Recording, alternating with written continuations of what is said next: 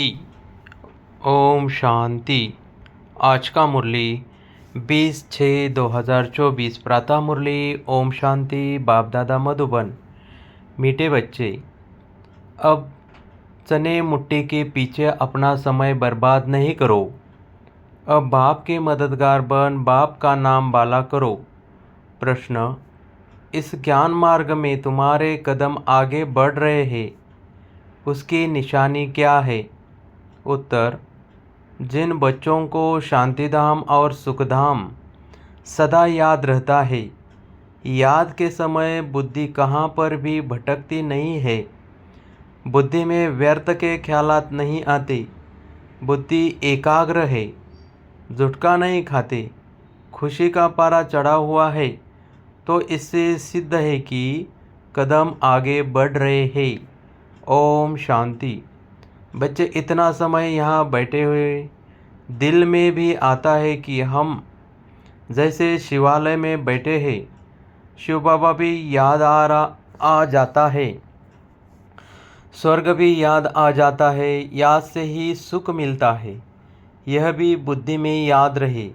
हम शिवालय में बैठे हैं तो भी खुशी होगी। जाना तो आखिरी इन सभी को शिवालय में है। शांतिधाम में कोई को बैठ नहीं जाना है।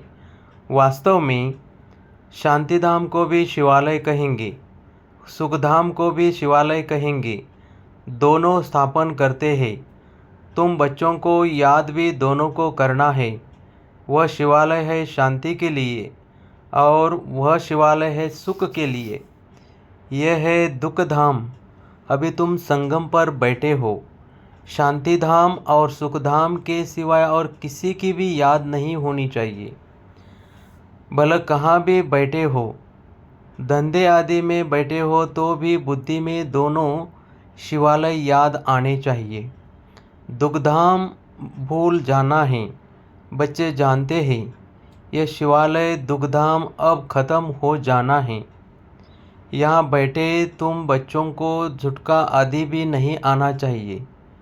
बहुतों की बुद्धि कहाँ कहाँ और तरफ चली जाती है। माया के विघ्न पड़ते हैं।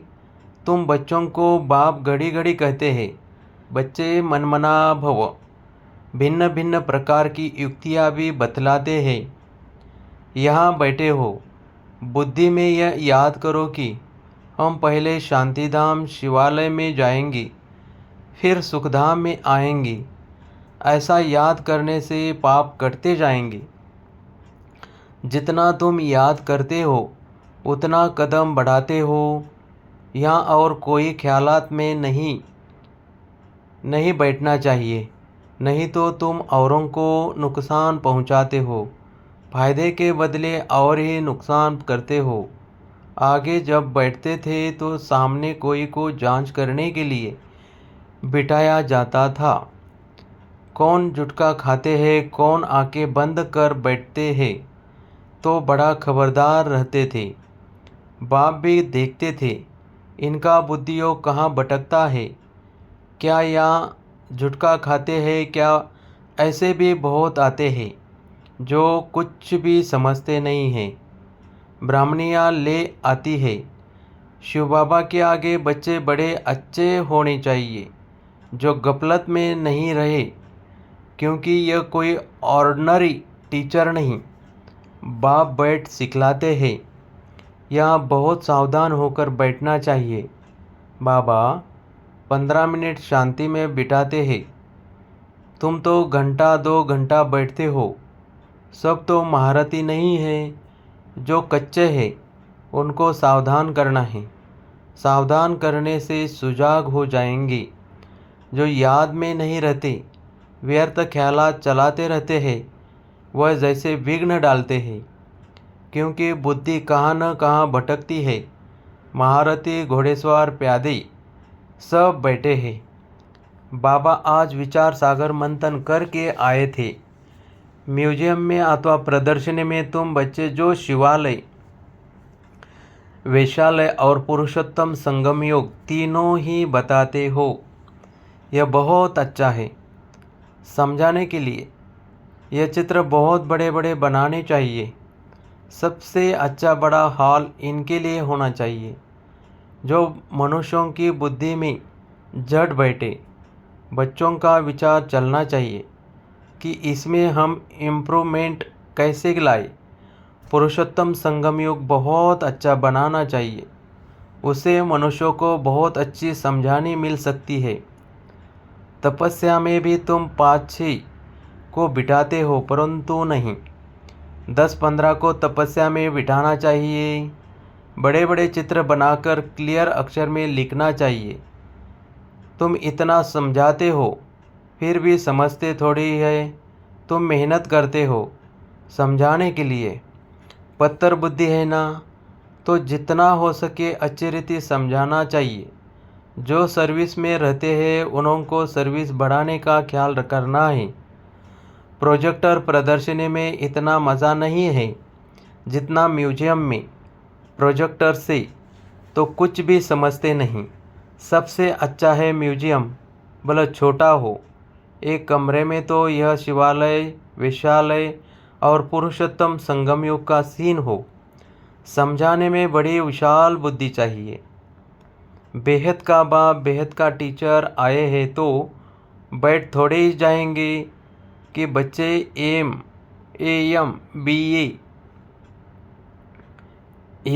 BA पास कर ले। बाप बैठ थोड़े ही रहेगा, थोड़े समय टाइम में चला जाएगा, बाकी थोड़ा समय है तो भी जागते नहीं। अच्छी जो बच्चियाँ होगी वह कहेगी कि इन 400-500 रुपयों के लिए क्यों हम मुफ्त अपना टाइम बर्बाद करें। फिर शिवालय में हम क्या पद पाएंगे। बाबा देखते हैं कुमारियाँ तो फ्री है, भला कितना भी बड़ा पगार हो तो भी यह तो जैसे मुट्ठी में चने हैं, यह सब खलास हो जाएंगे, कुछ भी रहेगा नहीं। बाप चने मुट्ठी अब छुड़ाने आए हैं, परंतु छोड़ते ही नहीं। उसमें है चने मुट्ठी, इसमें है विश्व की बादशाही। वह तो पाई पैसे के चने हैं, उनके पिछाड़ी कितना हैरान होते हैं। कुमारियाँ तो फ्री है, वो पढ़ाई तो पाई पैसे की है। उनको छोड़ यह नॉलेज पढ़ते रहे तो दिमाग भी खुले। ऐसी छोटी छोटी बच्चियाँ बड़ों को बैठ नॉलेज दे। बाप आए हैं शिवालय स्थापन करने, यह तो जानते हैं कि यहाँ का सब कुछ मिट्टी में मिल जाना है। यह चने भी नसीब में नहीं आएंगे। किसी की मुट्ठी में 5 चने अर्थात 5 लाख होंगे, वह भी ख़त्म हो जाएंगे। अभी टाइम बहुत थोड़ा है, दिन प्रतिदिन हालत ख़राब होती जाती है। अचानक आफतें आ जाती है, मौत भी अचानक होते रहते हैं। मुट्ठी में चने होते ही प्राण निकल जाते हैं। तो मनुष्यों को इस बंदरपने से छुड़ाना है। सिर्फ म्यूजियम देख खुश नहीं होना है, कमाल कर दिखाना है, मनुष्यों को सुधारना है। बाप तुम बच्चों को विश्व की बादशाही दे रहे हैं, बाकी तो भुंगरा चना भी किसी को नसीब में नहीं आएगा, सब खत्म हो जाएंगे। इसे तो क्या न बाप से बादशाही ले लो, कोई तकलीफ़ की बात नहीं। सिर्फ बाप को याद करना है और सुदर्शन चक्र फिराना है। भुंगरों से मुट्ठी खाली कर हीरे जवाहरों से मुट्ठी भरकर जाना है। बाप समझाते हैं, मीठे बच्चे, इन चने मुट्ठी के पिछाड़ी तुम अपना समय क्यों बर्बाद करते हो। हाँ, कोई बुजुर्ग है, बाल बच्चे बहुत हैं, तो उनको संभालना होता है। कुमारियों के लिए तो बहुत सहज है। कोई भी आए तो उनको समझाओ कि बाप हमको यह बादशाही देते हैं, तो बादशाही लेनी चाहिए ना। अभी तुम्हारी मुट्ठी हीरों से भर रही है, बाकी और तो सब विनाश हो जाएंगी। बाप समझाते हैं, तुमने 63 जन्म पाप किए हैं।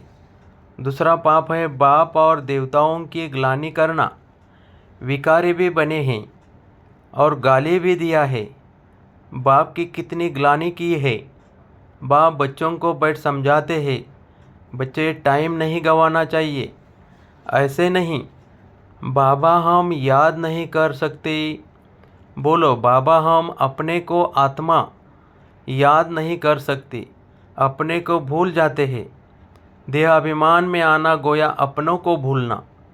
अपनों को आत्मा याद नहीं कर सकते तो बाप को फिर कैसे याद करेंगे। बहुत बड़ी मंजिल है, सहज भी बहुत है। बाकी हाँ, माया का अपोजिशन होता है। मनुष्य गीता आदि भले पढ़ते हैं परंतु अर्थ कुछ भी नहीं समझते। भारत की है ही मुख्य गीता। हर एक धर्म का अपना अपना एक शास्त्र है। जो धर्म स्थापन करने वाले हैं उनको सद्गुरु नहीं कह सकते, यह बड़ी भूल है। सद्गुरु तो एक ही है, बाकी गुरु कहलाने वाले तो ढेर है। कोई ने कारपेंटर का काम सिखाया, इंजीनियर का काम सिखाया तो वह भी गुरु हो गया। हर एक सिखलाने वाला गुरु होता है। सद्गुरु एक ही है। अब तुमको सद्गुरु मिला है, वह सत्य बाप भी है तो सत्य टीचर भी है। इसलिए बच्चों को जास्ती गफलत नहीं करनी चाहिए। यहाँ से अच्छी रीति रिफ्रेश होकर जाते हैं, फिर घर जाने से यहाँ का सब भूल जाते हैं। गर्भ जेल में बहुत सजाएं मिलती है, वहाँ तो गर्भ महल होता है। विकर्म कोई होता नहीं जो सज़ा खानी पड़े। यहाँ तुम बच्चे समझते हो, हम बाप से सम्मुख पढ़ रहे हैं। बाहर अपने घर में तो ऐसे नहीं कहेंगे, वहाँ समझेंगे भाई पढ़ाता है। यहाँ तो डायरेक्ट बाप के पास आए हैं। बाप बच्चों को अच्छी रीति समझाते हैं। बाप की और बच्चों की समझाने में बहुत फ़र्क है। बाप बैठ बच्चों को सावधान करते हैं, बच्चे बच्चे को समझाते हैं। तुम शिवालय और वेश्यालय को समझते हो, बेहद की बात है। यह क्लियर कर दिखाओ तो मनुष्यों को कुछ मजा आए। वहाँ तो ऐसे ही हंसी कुड़ी में समझाते हो। सीरियस हो समझाओ तो अच्छी रीति समझे। रहम करो अपने पर। क्या इस वेश्यालय में ही रहना है? बाबा के ख्यालात तो चलते हैं ना। कैसे कैसे समझाए। बच्चे कितनी मेहनत करते हैं, फिर भी जैसे डिब्बे में ठिकरी हाँ हाँ करते जाते हैं। बहुत अच्छा है। गांव में समझाना चाहिए, खुद नहीं समझते। साहूकार पैसे वाले लोग तो समझेंगे भी नहीं, बिल्कुल अटेंशन ही नहीं देंगे। वह पिछाड़ी में आएंगे, फिर तो टू लेट हो जाएंगे। न उनका धन काम में आएगा, न योग में रह सकेंगे। बाकी हाँ, सुनेंगे तो प्रजा में आएंगे। गरीब बहुत ऊंच पद पा सकते हैं। तुम कन्याओं के पास क्या है? कन्या को गरीब कहा जाता है, क्योंकि बाप का वर्षा तो बच्चों को मिलता है। बाकी कन्यादान दिया जाता है, तब विकार में जाती है। कहेंगे शादी करो तो पैसे देंगे, पवित्र रहना है तो एक पाई भी नहीं देंगे। मनोवृत्ति देखो कैसी है। तुम कोई से भी डरो मत, खुली रीति समझाना चाहिए, फुर्त होना चाहिए। तुम तो बिल्कुल सच कहते हो। यह है संगम युग। उस तरफ है चने मुट्ठी, इस तरफ है हीरो की मुट्ठी। अभी तुम बंदर से मंदिर लायक बनते हो। पुरुषार्थ कर हीरे जैसा जन्म लेना चाहिए ना। शक्ल भी बहादुर शेरनी जैसी होनी चाहिए। कोई कोई की शक्ल जैसे रीढ़ बकरी मिसल है। थोड़ा आवाज़ से डर जाएंगे तो बाप सभी बच्चों को खबरदार करते हैं। कन्याओं को तो फंसना नहीं चाहिए, और ये बंधन में फंसेंगे तो फिर विकार के लिए डंडे खाएंगे। ज्ञान अच्छी रीति धारण करेगी तो विश्व की महारानी बनेगी। बाप कहते हैं, मैं तुमको विश्व की बादशाही देने आया हूँ, परंतु किसी किसी के नसीब में नहीं है। बाप है ही गरीब निवाज। गरीब है, कन्याएं माँ बाप शादी नहीं करा सकते तो दे देते हैं, तो उनको नशा चढ़ना चाहिए। हम अच्छे रीति पढ़कर पद तो अच्छा पाए। अच्छे स्टूडेंट जो होते हैं वह पढ़ाई पर ध्यान देते हैं। हम पास विद ऑनर हो जाए, उनको ही फिर स्कॉलरशिप मिलती है। जितना पुरुषार्थ करेंगे उतना ऊंच पद पाएंगे। वह भी 21 जन्म लिए। यह है अल्पकाल का सुख, आज कुछ मर्तबा कल मौत आ गया। खलास। योगी और भोगी में फ़र्क है ना? तो बाप कहते हैं गरीबों पर ज़्यादा अटेंशन दो, साहूकार मुश्किल उठाएंगी। सिर्फ कहते बहुत अच्छा है, यह संस्था बहुत अच्छी है, बहुतों का कल्याण करेगी, अपना कुछ भी कल्याण नहीं करते। बहुत अच्छा कहाँ, बाहर गए खलास। माया डंडा उठाकर बैठी है, जो हौसला ही घूम कर देती है। एक ही थप्पड़ लगाने से अक्ल चट कर देती है। बाप समझाते हैं भारत का हाल देखो क्या हो गया है। बच्चों ने ड्रामा को तो अच्छी रीति समझना है, समझा है। मीठे मीठे सिखल दे बच्चों प्रति। माता पिता बाप दादा का याद प्यार और गुड मॉर्निंग। रूहानी बच्चों की रूहानी बाप दादा को याद प्यार, गुड मॉर्निंग और नमस्ते। धारणा के लिए मुख्य सार। फर्स्ट, चने मुट्ठी छोड़ बाप से विश्व की बादशाही लेने का पूरा पुरुषार्थ करना है। किसी भी बात में डरना नहीं है। नीडर वन बंधनों से मुक्त होना है। अपना समय सच्ची कमाई में सफल करना है। 2, इस दुखधाम को भूल शिवालय अर्थात शांतिधाम सुखधाम को याद करना है। माया के विघ्नों को जान, उनसे सावधान रहना है। वरदान। गीता का पाठ पढ़ने और पढ़ाने वाले नष्ट मोह स्मृति स्वरूप भव। गीता ज्ञान का पहला पाठ है अशरीरी आत्मा बनो, और अंतिम पाठ है नष्ट मोह स्मृति स्वरूप बनो। पहला पाठ है विधि और अंतिम पाठ है विधि से सिद्धि। तो हर समय पहले स्वयं यह पाठ पढ़ो, फिर औरों को पढ़ाओ। ऐसा श्रेष्ठ कर्म करके दिखाओ जो आपके श्रेष्ठ कर्मों को देखे। अनेक आत्माएं श्रेष्ठ कर्म करके अपने भाग्य की रेखा श्रेष्ठ बना सके। परमात्मा स्नेह में समाये रहो तो मेहनत से मुक्त हो जाएंगे। स्लोगन। परमात्मा स्नेह में समाये रहो तो मेहनत से मुक्त हो जाएंगे। ओम शांति। ओम शांति।